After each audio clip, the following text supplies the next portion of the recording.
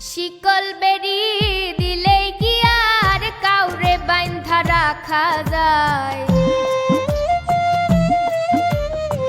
শিকল বেরি দিলেই কি আর কাউরে বাইন্ধা রাখা যায়? যদি থাকিতে না চায় কি লাভ হইল শিকল বেরি দিয়া পাখির পায়?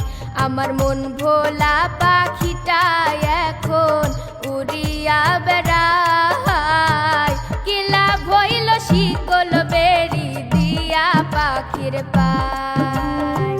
কি লাভ হইল শিকল বেরি দিয়া পাখির পায়?